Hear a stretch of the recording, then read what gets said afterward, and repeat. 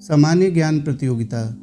सुबह सुबह माँ की आवाज़ कान में पड़ी, अब उठ भी जाओ, 8 बज रहा है। इतवार का मतलब सारा दिन सोना नहीं होता है। मैं और छोटा भाई अनमने से करवट बदल कर सो गए। छोटा आंख बंद किए ही बड़बड़ाया, अरे अब तो इम्तिहान भी खत्म हो गए, अब भी देर तक नहीं सो सकते। उठते ही 50 काम गिना देंगी, सब्जी ले आओ, पेड़ में पानी डालो, कूलर में पानी भरो, फलाना फलाना फलाना। भैया तुम ही उठ जाओ, तुम्हें तो वो प्रतियोगिता में भी जाना है ना। मैं तो कम से कम 2 घंटे और सोऊंगा।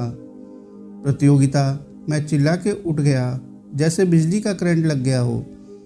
मुझे याद आया, उसी दिन तो सिंगेरी पीठ ट्रस्ट की सामान्य ज्ञान प्रतियोगिता थी। आमतौर पर हर तीसरे रविवार को किसी न किसी संस्थान की प्रतियोगिता आयोजित होती रहती थी और मैं हर एक में भाग जरूर लेता था। हाँ, मिलता मिलाता कुछ नहीं था, बस मन की तसल्ली हो जाती थी कि 2 और प्रश्न सही हो जाते तो कम से कम 7वां पुरस्कार मिल ही जाता। फिर हर बार नए जोश और भरपूर तैयारी के साथ मैदान में उतरते। इस बार भी प्रतियोगिता प्रभा कौन क्या है, मनोरमा वर्षावली और पिछले 2 माह के सारे अखबार चाट डाले थे। इस बार तो कुछ ना कुछ लेकर ही आएंगे। खैर, जल्दी से उठकर मंजन किया, तब तक माँ ने चाय और रस मेज पर रख दिया और मैं एक आखिरी बार दोहराने के लिए सारी किताबें लेकर बैठ गया। विज्ञान और इतिहास में मुझे चिंता कभी नहीं हुई, लेकिन खेल कूद और राजनीतिक मामलों में थोड़ा मामला मुश्किल लगता था। वही एक बार दोबारा दोहराने लगा। जल्दी जल्दी चाय और पढ़ाई खत्म करके तैयार होने का कार्यक्रम शुरू कर दिया। 11 बजे से प्रतियोगिता शुरू होनी थी। 9:30 बज चुके थे और सरस्वती शिशु मंदिर तक पहुंचने में 10 मिनट लग जाते थे। नहा के निकले और माँ ने जो कपड़े बिस्तर पर रखे थे पहने, बालों में तेल लगा कंघी किया। माँ के डर से तेल तो लगाना ही पड़ता था, और जूते पहने। एक पेंसिल बॉक्स में 2 छिली हुई पेंसिल, एक रबर, एक पेन, एक छोटी स्केल रखकर उसे थैले में डाला और साथ में लिखने वाला बोर्ड लिया। तैयारी पूरी हो गई थी, इसलिए माँ को आवाज़ लगाई, हम जा रहे हैं। रुको, भगवान के आगे हाथ जोड़ो, फिर घर के बाहर निकलो। माँ दौड़ते हुए रसोई से आई, जल्दी से जूते उतारे और भगवान के आगे हाथ जोड़े। मन ही मन, इस बार 7वां पुरस्कार भर का हो जाए कम से कम। भागकर साइकिल उठाई और बगल वाले घर के सामने खड़े होकर जोर से आवाज़ लगाई, मधुकर जल्दी कर, देर हो रही है। मधुकर आधा पराठा मुंह में दबाए बाहर आया और इशारे से चलने को बोला। पीछे पीछे उसकी माँ आधा पराठा हाथ में लिए भागी भागी आई, लेकिन उसके आवाज़ लगा पाने से पहले हम गली के बाहर निकल चुके थे। 6ठी कक्षा में भी हमें तब साइकिल से अकेले जाने की आज़ादी मिल जाया करती थी। साइकिल दौड़ाते हम शिशु मंदिर के आगे पहुँचे। एक एक करके बच्चे अंदर जा रहे थे। हमने भी साइकिल स्कूल के मैदान के किनारे बने स्टैंड में लगाई और प्रतियोगिता वाली जगह पहुँच गए। इस बार इंतजाम पिछली बार से अच्छा था। ज़मीन में दरी भी बिछी थी बैठने के लिए। पीने के पानी के लिए बगल में घड़ा रखा था और ऊपर धूप से बचने के लिए त्रिपाल जैसा भी लगाया गया था।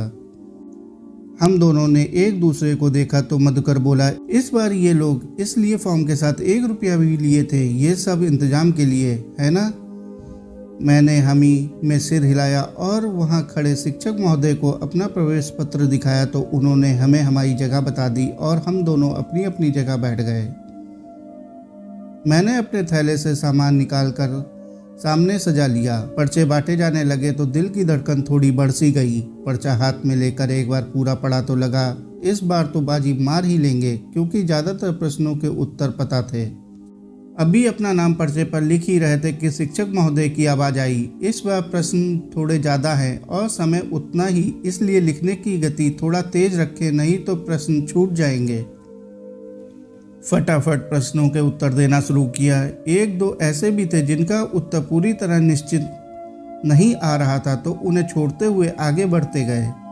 आखिरी 10 मिनट बचे हैं, सभी लोग जल्दी करें और पर्चे जमा कर दें, शिक्षक ने चेतावनी सी दी। जो प्रश्न छोड़ दिए थे बस वो ही देखना बाकी था। दोबारा देखने पर कोई ज़्यादा सफलता नहीं मिली, तो जो समझ आया विकल्प चुनकर उत्तर पूरे कर दिए। शिक्षक ने पर्चे जमा करने शुरू किए तो कुछ लोग अभी भी लगे पड़े थे। उनसे पर्चे छीनते हुए वो मेरे पास पहुंचे तो मैंने गर्व से पर्चा उनकी ओर बढ़ाया और उन्होंने मेरी ओर देखे बिना ही पर्चा लिया और आगे बढ़ गए। मैंने देखा मधुकर भी पर्चा जमा करके सामान समेट रहा था तो मैं भी अपना सामान समेट कर उसके पास पहुंच गया। कैसा रहा? मेरा स्वाभाविक प्रश्न। पता नहीं यार, मैं तो तुक्का लगाता जा रहा था, उसने निराशा स्वर में कहा।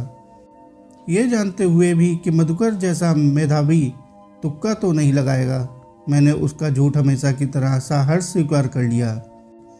हम वहाँ से हटकर बरामदे में आ गए क्योंकि परिणाम के लिए 1 घंटा इंतजार जो करना था। 1 घंटे के बाद परिणाम की घोषणा शुरू हुई। प्रथम पुरस्कार के लिए नाम बुलाया गया महेंद्र, जिसे सुनकर मधुकर थोड़ा निराश जरूर हुआ क्योंकि ज़्यादातर वो ही प्रथम आता था और उसे इस बार भी उम्मीद थी। अगला नाम पुकारा गया द्वितीय पुरस्कार के लिए रंजन, यानी मेरा। मुझे तो विश्वास ही नहीं हुआ और मैं जल्दी से लड़खड़ाता हुआ आगे पहुंचा। मुख्य अतिथि, जो शायद हमारे इलाके के पार्षद थे, उन्होंने मुझे प्रशस्ति पत्र और 100 रुपये का नोट दिया। मेरा खुशी का ठिकाना ही नहीं था। मधुकर को इस बार सांत्वना पुरस्कार से काम चलाना पड़ा, लेकिन वो शायद इस बात से ज़्यादा दुखी हो रहा था कि मेरे जैसा फिसड्डी दूसरे स्थान पर आ गया। हम घर पहुंचे और मैंने भागते हुए जाकर माँ को पुरस्कार दिखाया। माँ ने प्यार से माथा चूम लिया और पापा को बताया कि मुझे प्रतियोगिता में पुरस्कार मिला। पापा ने पुरस्कार हाथ में लिया। चलो अच्छा है, लेकिन पढ़ाई में भी कुछ अच्छा करके दिखाओ तो कुछ बात हो। इस सब से थोड़े ना अच्छी नौकरी मिलेगी। पापा की सुई भी हमेशा एक ही जगह अटकी रहती। मन ही मन सोचा और उनकी बात को अनदेखा करके छोटे भाई को पुरस्कार दिखाकर चिढ़ाने के लिए छत पर भागा, जहां वो दोस्तों के साथ खेल रहा था। साथियों, कहानी को अंत तक सुनने के लिए आपका बहुत बहुत शुक्रिया। कहानी अच्छी लगी हो तो कहानी को लाइक और चैनल को सब्सक्राइब कर लीजिए। धन्यवाद।